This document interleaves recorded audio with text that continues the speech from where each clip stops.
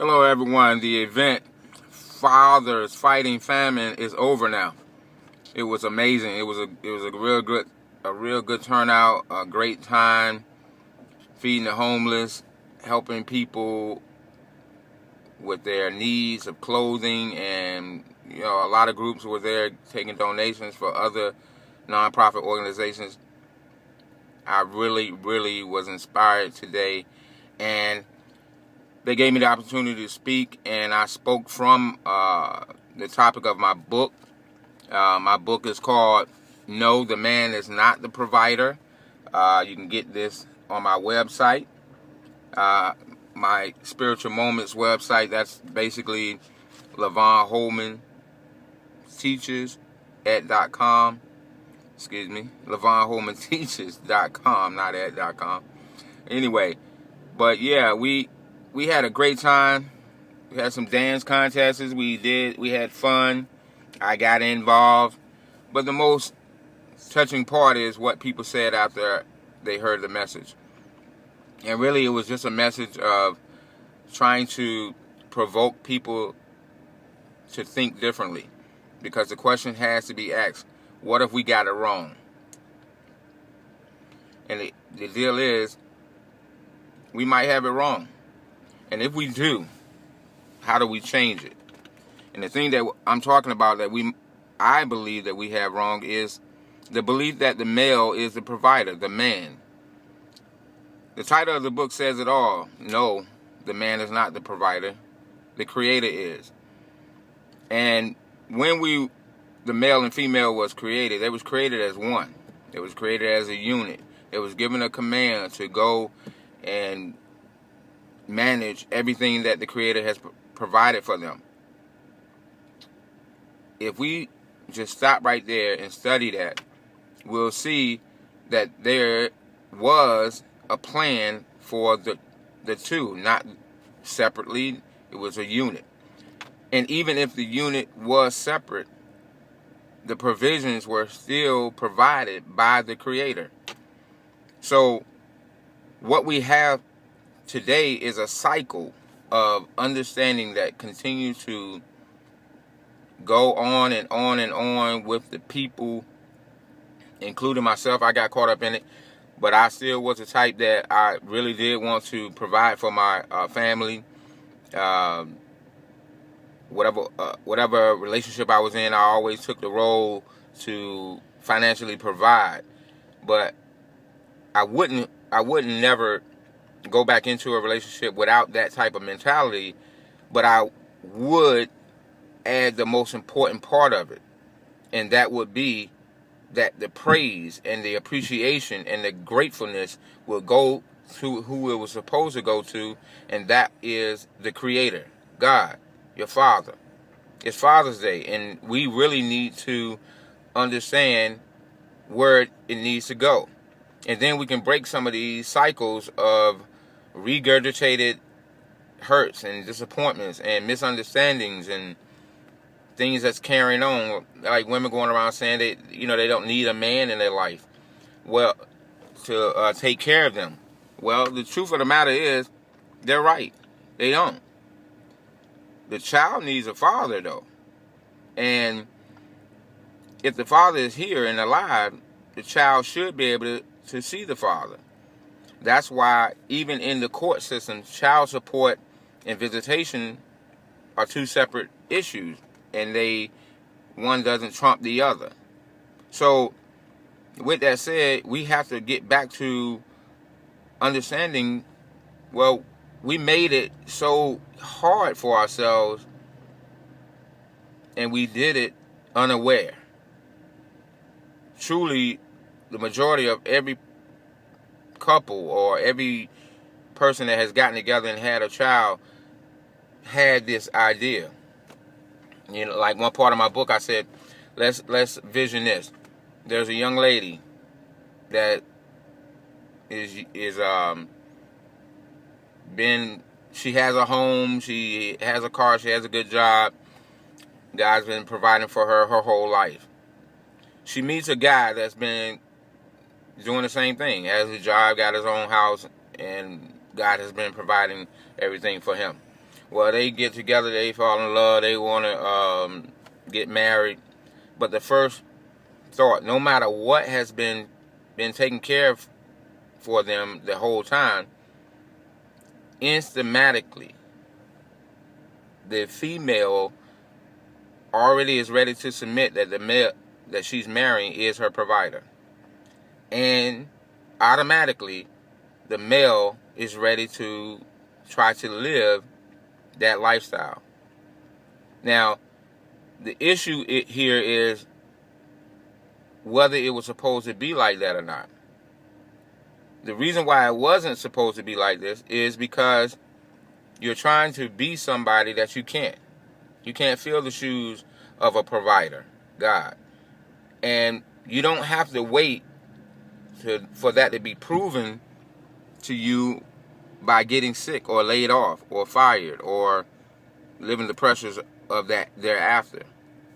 So the woman that sees that happen, she's lost in her understanding of like, or she's going to be the type to say, well, I'm going to be that do or die chick. I'm going to ride this out with my man.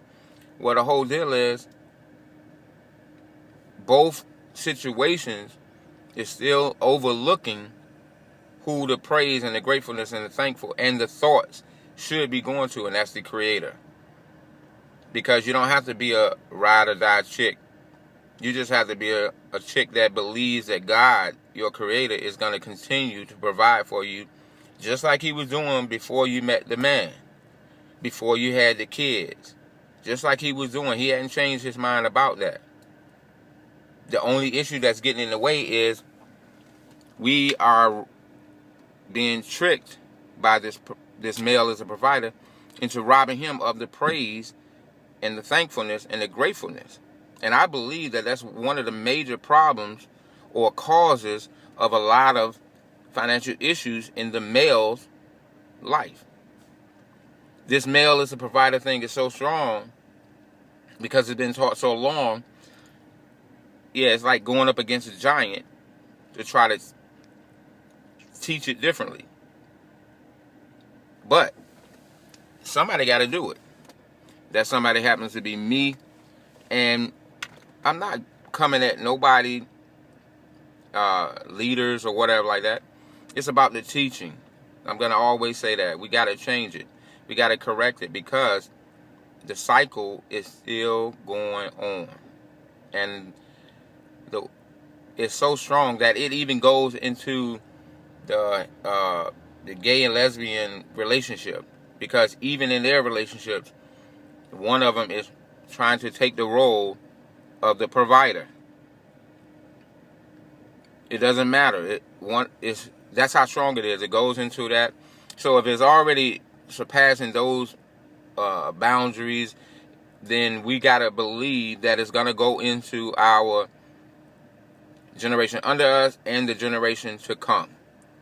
And I'm hoping that we will get this now, order my book, get some training through the book of a different way of thinking so that we can end some of these misconceptions about the provider, and that you can still believe that on Father's Day that you're still just you're just as important, even if you don't have money to take care of. You're still wanted and needed as a parent. And then you won't have to try to take roles that you were never designed for, like the provider. And then going even deeper, the woman now saying that she's wearing the pants and that she's the father and the mother. I'm not against anybody saying that, because I grew up in a single family home. My dad died when I was 7, 5 sisters, and me. So we knew that our mother was out working a lot to take care of us. And immediately I took the role of trying to help my mom the whole time, and still have been living like that.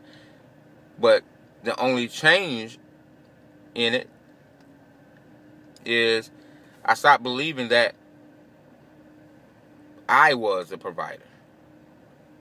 I stopped believing that I had to take that role as soon as whatever age is decided that I'm now a man.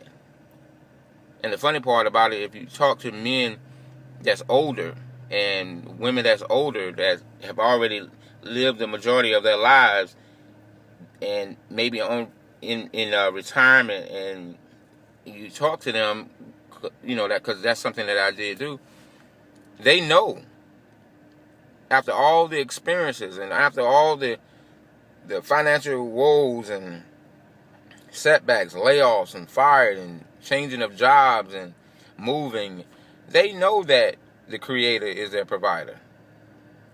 They know that it was a role that they never could have lived up to, and they didn't want to.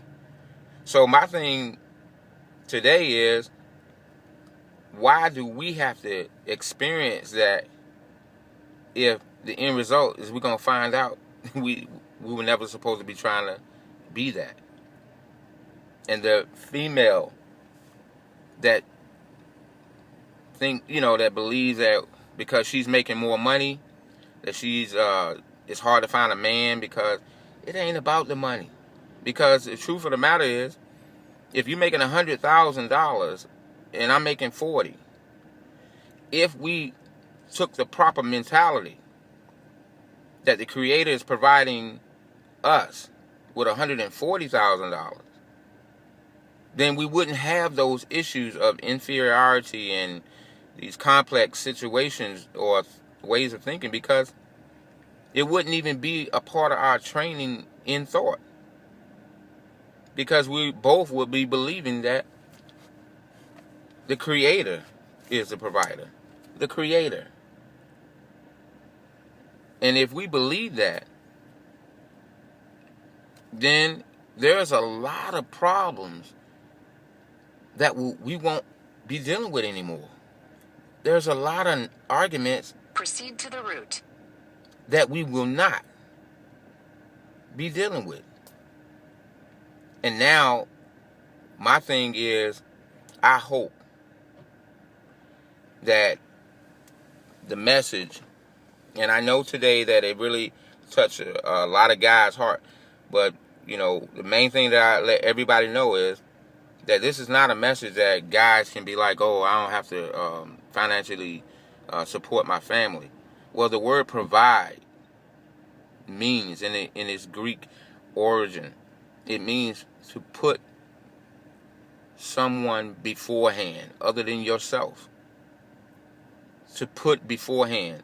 The same way the provider provides, that means he's putting you, me, and everybody else before himself. That's why you have the story of his son being given for the sake of love, to put us first.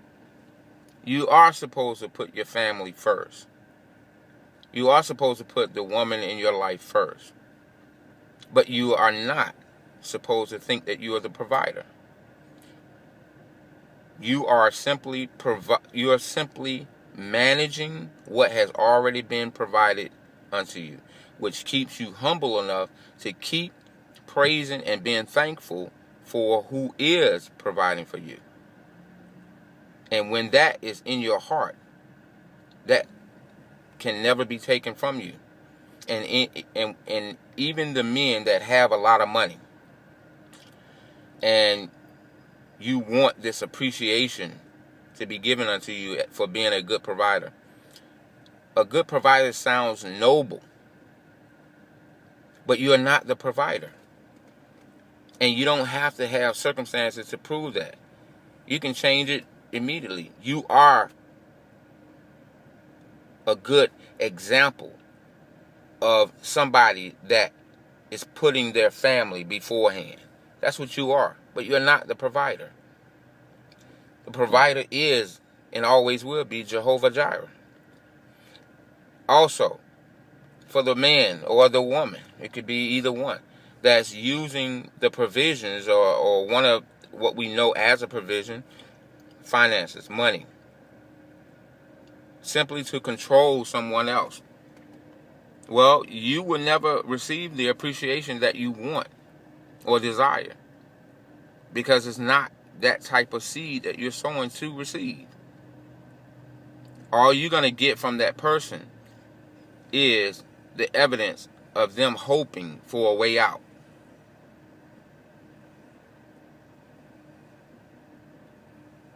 So, fathers, wherever you are, come back into that child's life.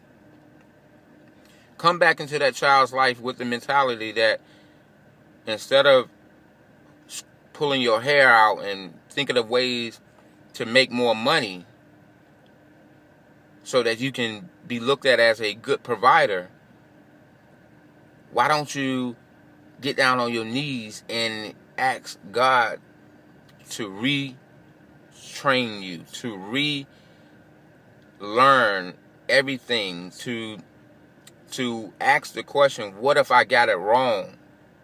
Really, what if I got it wrong? And if I got it wrong, I want to make it right. I want everything in me taken out of me that causes me to continue to go in this path, to continue to think like this, so I can truly live how you have intended for me, as somebody that can put my family beforehand and still give you the praise, the honor, and the thankfulness for being my provider. Truly, if you get that, and the women know that that's what your true intentions is, then the waste of all that energy and who is a good man because he got money or not. And you know, it's funny to hear women say, my man got money. Your man has money. But what do you have?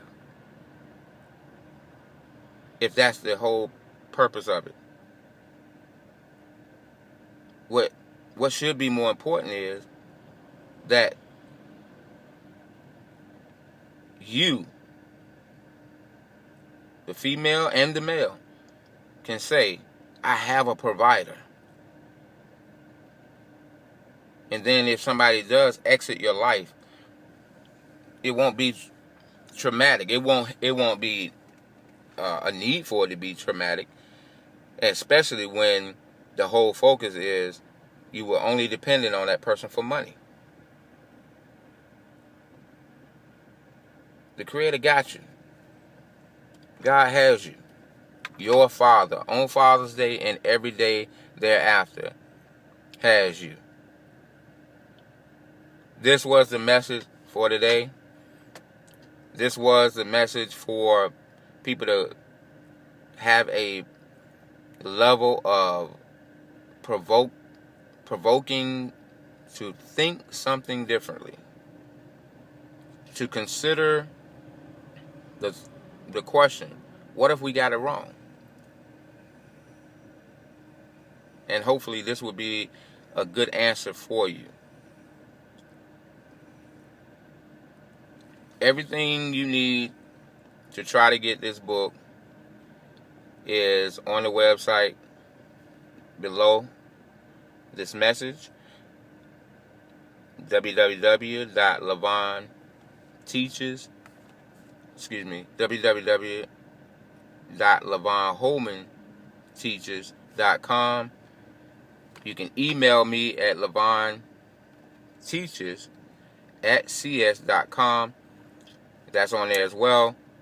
And if you say, what if I got it wrong, in your email, I'm going to send you a free ebook of the first book that I wrote called Freedom to Live Authentically.